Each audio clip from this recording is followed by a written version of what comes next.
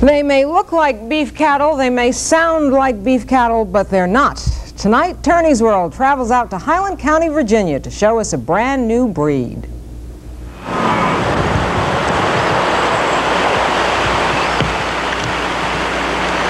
Highland County, Virginia has but one traffic light. It's a blinking light on Main Street in Monterey. And for the 2,500 residents who live here, there is one main way to make a living: farming, mainly sheep and cattle. And in this most mountainous county in the eastern United States, it isn't easy down on the farm. I feed about 160 head of cattle in the morning, and I carry the mail in the afternoon, and in the evening I get ready to feed for the next day. And that's about 12 hours worth right there, and it's time to quit.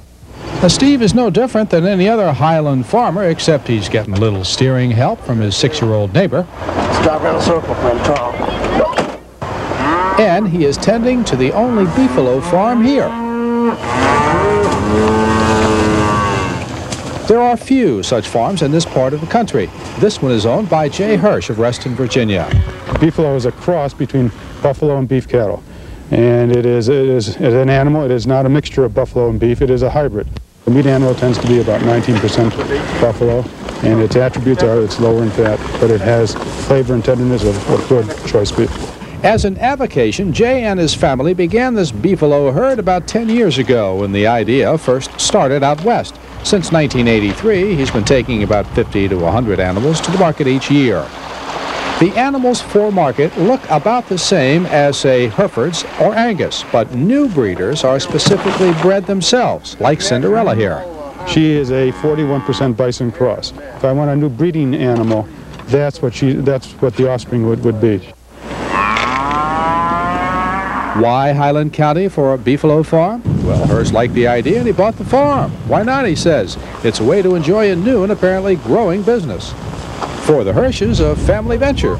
For Steve Werner, a welcome job. And for the animals, there's no beef here. Ah, Highland, the county where the beefalo roam. Now, that's something you can sink your teeth into. So you say you have a sweet tooth? Well, they can fix that too. For you see, this happens to be the southernmost county in the entire United States that produces maple sugar. And I'll tell you about that tomorrow night. From Bluegrass, Virginia, this is Ed Turney, News 7. Between the beefalo and the maple sugar, he's going to gain some weight. He probably will. He brought a lot back. He's still eating it. Hi, Ed Turney here in McDowell, Virginia, having my buckwheat cakes and my sausage. And would you pass me the maple syrup, please, sir? Certainly, sir. Thank you very much. You know where they got this? About a mile down the road. Stay tuned. I'll have the story. Have some pancakes. From WJLA-TV, Washington, D.C., the news continues. With Renee Poussaint, Wes Sargentson, Dave Sweeney, and Frank Herzog. Now, News 7 at 6. And we have these nice flowers for you, Renee. And not to forget Wes, even though he's out on assignment, we have a lovely corsage for Wes, too. So live from the Flower and Garden Show, we'll see you back at the studio with all the pretty flowers. Okay, thanks a lot, Dave. You bet. Flowers aren't the only sure sign of the season. Tonight, Turney's World takes us back out to Highland County, Virginia for a sweet rite of spring. In Highland County this time of year, it's bitter cold at night, but during the day, Mother Nature provides a little thawing blanket, making it just about perfect for one of the sweetest signs of spring, maple sugar. This is how they do it the old-fashioned way, but not anymore at the county's 2 sugar orchards. That was just too much work. We started in 60, I think, stringing some of this plastic and running it in by gravity. And in 1977, we converted our milk parlor equipment into hooking it up to the trees. And if it gets down in the 20s of a night and the 50s in the daytime, it's ideal conditions. And these trees will probably produce somewhere between 4,000 and 8,000 gallons per day. Sounds like a lot, doesn't it? But don't forget, it takes 50 gallons of sugar water to make just 1 gallon of maple syrup.